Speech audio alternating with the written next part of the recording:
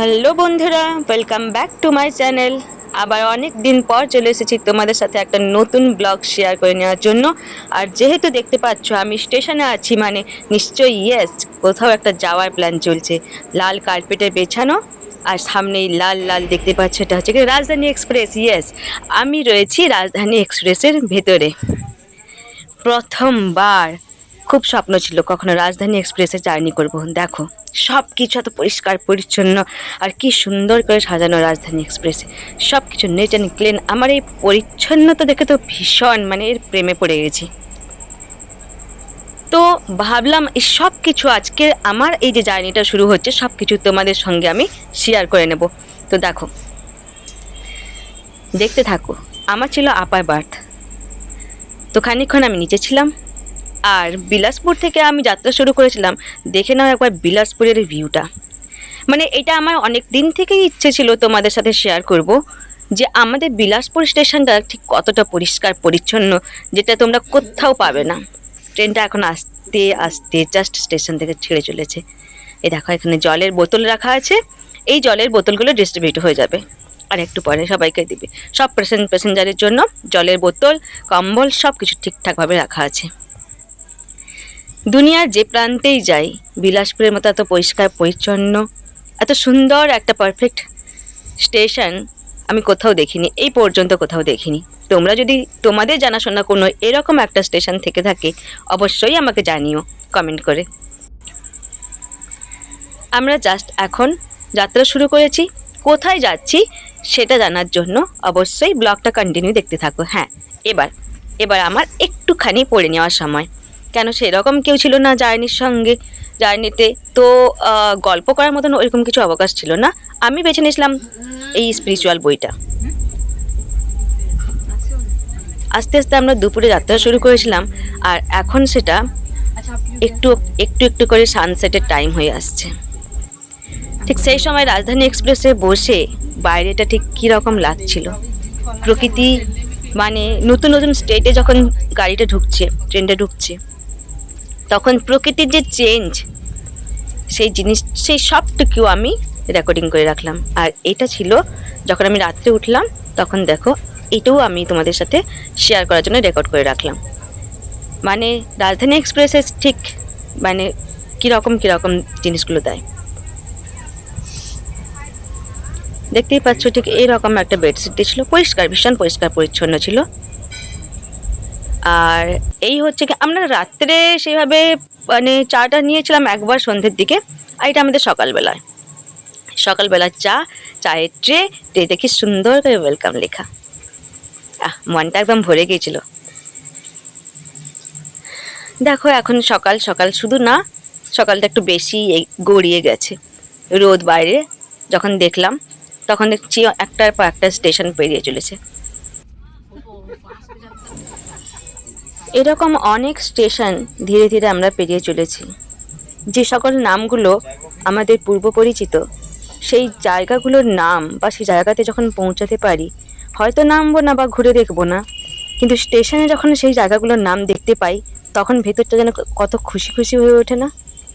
হ্যাঁ, আমার মধ্যে ঠিক সেরকমই কিছু একটা হচ্ছিল। আর সেই আবেগেই আমি সব কিছু যতটা পেরেছি, যখন ইচ্ছে হয়েছে, একটু একটু করে রেকর্ডিং করে রেখেছি তোমাদের জন্য।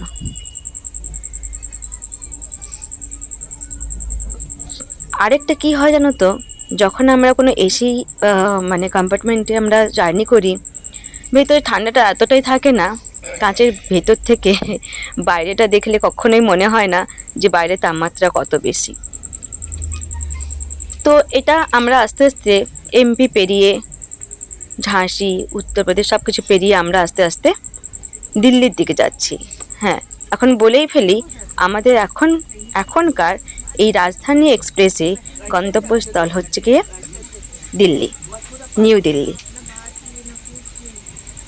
এটা আরেকটা স্টেশন। পুরো দিনটাই আমি নিচেই বসেছিলাম। আর যেহেতু আমাদের পরিবারের একজনের সিট ছিল নিচে, মানে লোয়ার বার্থ, তো আমি সুন্দরভাবে লোয়ার বার্থে বসে এবারে জার্নিটা একটু ভালোভাবেই উপভোগ করতে করতে গিয়েছিলাম। ট্রেন এখন ছুটে চলেছে সামনে, আর আমরা অনেকটা পথ পেরিয়ে এসেছি। আমরা দিল্লিতে পৌঁছবো ঠিক দুপুর টাইমে।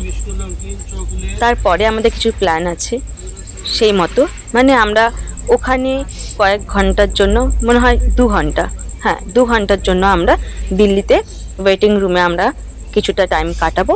তারপরে নেক্সট ট্রেন ধরে আমরা ওখান থেকে আরেকটি জায়গায় যাত্রা শুরু করব। তো ট্রেন এখন ছুটে চলেছে দিল্লির দিকে।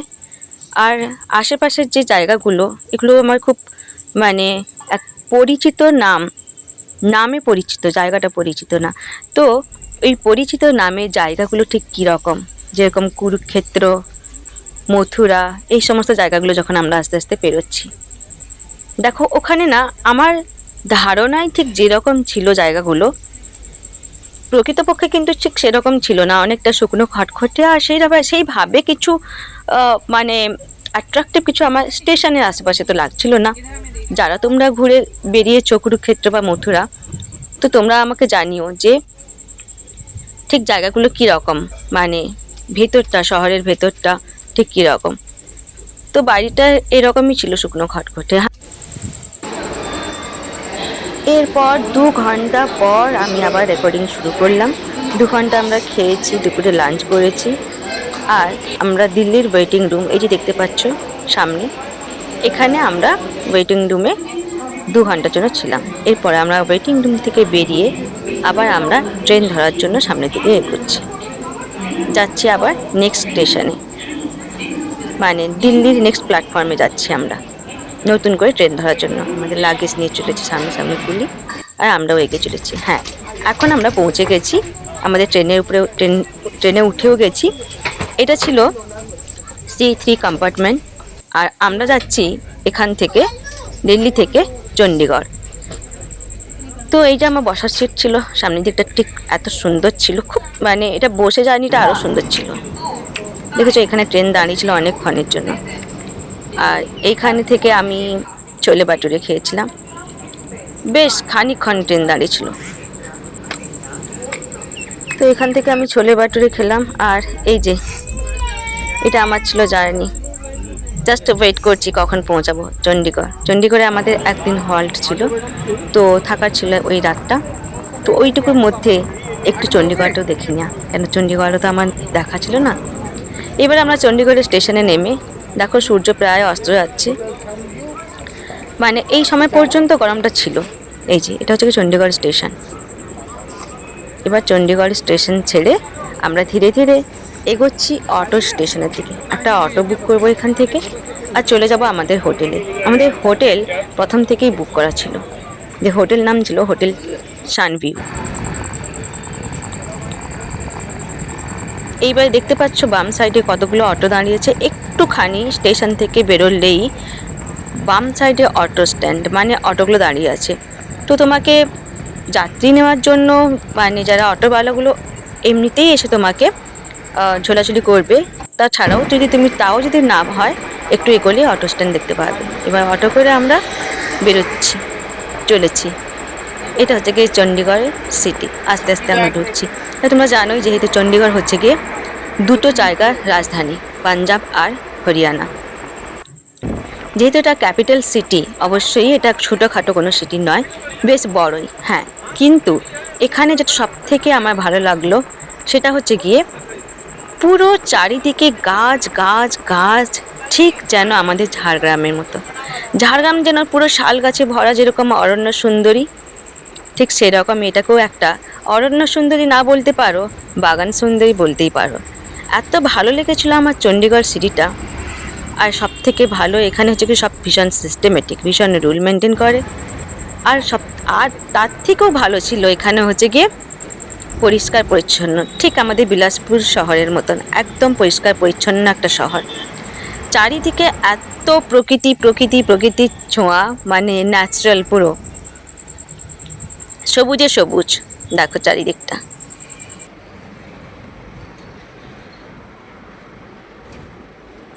জায়গাটা আমার ক্যাপচার করা উচিত, বা আমার মনে লাগছে সেই জায়গাটি আমি ক্যাপচার করে রেখেছি, রেকর্ডিং করে রেখেছি আমার স্মৃতির পাতাতে, আর আমার বন্ধুদের জন্য, আমার ইউটিউব বন্ধুদের জন্য, ইউটিউব পরিবারের জন্য। তো দেখতে থাকো। এখন এই যে সন্ধে নামছে আস্তে আস্তে, কিছু লাইট জ্বলছে, আবার কিছু লাইট এখনও জ্বলেনি। আর ঠিক সেই সময় এই গাছগাছালিতে ভরা একটা শহর কত মধুর, কত সুন্দর লাগছে। সত্যি আমার খুব ইচ্ছে আমি চণ্ডীগড় আবার ভ্রমণ করব, আবার যাব। কেন, চণ্ডীগড়ে শুধু একটা রাত থাকাই আমাদের হয়েছিল, চণ্ডীগড় সেভাবে ঘুরে দেখা হয়নি। আর দেখো, আমরা জাস্ট কিছুদিন আগেই চণ্ডীগড় ঘুরে এলাম। এখন দেখো সেই চণ্ডীগড়, সেই পাঞ্জাব, কত ভয়ের জায়গা।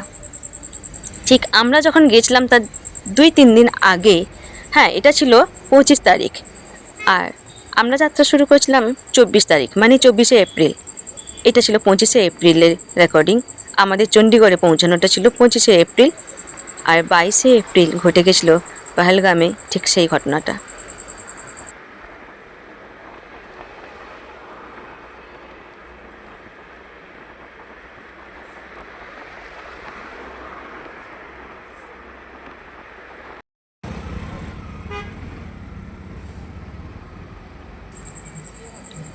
তো দেখতে পাচ্ছ দূরে মলগুলো দেখাচ্ছে। হ্যাঁ, চণ্ডীগড়ে কিন্তু না খুব বড় বড় মল আছে, আর দেখার মতন লাইট লাইট লাইট চারিদিকে, লাইট আর গাছ, আর একদম পরিষ্কার একটা শহর।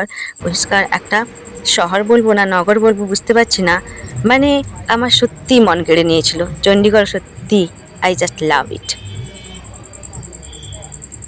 আমাদেরকে একটু খুঁজতেই হয়েছিল আমাদের হোটেল রুমটা, কেন অটো বালারও খুব একটা নলেজের মধ্যে ছিল না। এটা একটা খুব পুরোনো একটা হোটেল রুম ছিল। জাস্ট আমরা এই যে সার্কেলটা ঘুরছি, এই সার্কেলটা ঘুরে গিয়েই আবার ওই লেফট সাইডে যে কমপ্লেক্সগুলো ছিল, ওই কমপ্লেক্সের মাঝখানেই কোথায় লুকিয়ে একটা ছোট্ট জায়গায় লেখা ছিল হোটেল সানভিউ। এই যে দেখতেই পাচ্ছ, ঠিক এই সময় শহরটা আরও সুন্দর লাগছিল। যা, আমি তো শুধু ভিডিওটাই নিয়েছি, আমি যখন ছিলাম ওখানে না, তখন এটা যেন আরও আমার সুন্দর লাগছিল, জানি না কেন। আর হ্যাঁ, ওয়েদার এখন এতটাও গরম না, মানে চণ্ডীগড়ের ওয়েদার যদি আমাকে এক্সপ্লেন করতে বলো তাহলে বলবো এটা এপ্রিল মাসে যখন আমাদের এখানে ভীষণ গরম, ঠিক সেই সময় চণ্ডীগড়ের দিনের বেলা যতটাই গরম হোক না কেন, রাত্রি আর সকালটা কিন্তু বেশ একটু ঠান্ডা ঠান্ডা, মানে গায়ে লাগার মতন হালকা হালকা ঠান্ডা ঠান্ডা ছিল। এবার আমরা আবার ঘুরে যাচ্ছি। হ্যাঁ, এখন পুরো একদম সব লাইট জ্বলে গেছে, প্রায় সব লাইট জ্বলে গেছে, তবুও আকাশটা এখনও পরিষ্কার। দেখো সুন্দর চণ্ডীগড় সিটিটাকে কত সুন্দর লাগছে, একদম আলোয় আলোময় হয়ে উঠেছে। প্রত্যেকে কাজে ব্যস্ত, কেউ কেউ কাজ থেকে বাড়ি ফিরছে, আবার কেউ কেউ শপিংয়ে বেরিয়েছে সন্ধ্যের কিছু ছোটোখাটো কাজ সারার জন্য। এই নিয়ে রাস্তার মধ্যে একটা ব্যস্ততা। আর আমরা কোন সুদূর রাজ্য থেকে এসেছি আর একটা নতুন রাজ্যে, আর আমার প্রথমবার এইখানে, এটা নতুন রাজ্যে, এটা নতুন শহরে।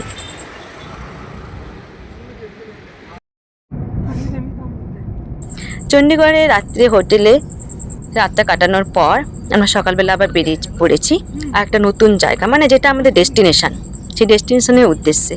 কিন্তু এই সকালে সকালে স্নান টান করে ফ্রেশ মুডে যখন বেরোচ্ছি, গাড়িতে গান চলছে, তার সাথে সাথে বাইরে নতুন সকালের দিনের আলো চণ্ডীগড় যেন আরও সুন্দর লাগছিল।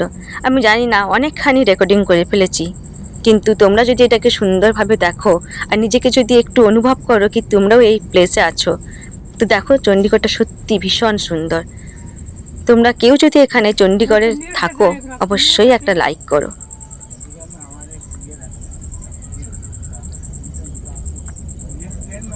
পুরো সব জায়গা, হ্যাঁ এখানে না খুব আম বাগান, মানে শহরের মাঝে মাঝে এক একটা বড় বড় আম বাগান তৈরি করা। গাছগুলো দেখে মনে হচ্ছিল অনেক পুরনো, আর একই রকমের গাছ পুরো থরে থরে লাগানো লাইন করে করে, যেন প্ল্যান মাফিক। হ্যাঁ অবশ্যই এই ধরনের গাছ প্ল্যান মাফিকই লাগানো রাস্তার ধারে, এবং সেই পরিকল্পনা যে অনেক দিন আগের তা গাছগুলো দেখেই বোঝা যায়, কেন গাছের বয়সটাও কিন্তু অনেক বেশি ছিল, আর গাছগুলো প্রত্যেকটার বয়স প্রায় একই রকম। এই সবুজের সবুজ চণ্ডীগড় সত্যি আমার ভীষণ মন কেড়েছে। আমরা এখন একটু একটু করে এগিয়ে চলেছি। হ্যাঁ, গরমকালে আর লোকে কোথায় যাবে, নিশ্চয়ই একটা কোনো হিল স্টেশন। তো আমরা চণ্ডীগড় থেকে একটা হিল স্টেশনের দিকেই এগিয়ে চলেছি। সেই হিল স্টেশনের বিবরণ আমি তোমাদের পরের ভিডিওতে অবশ্যই দেব।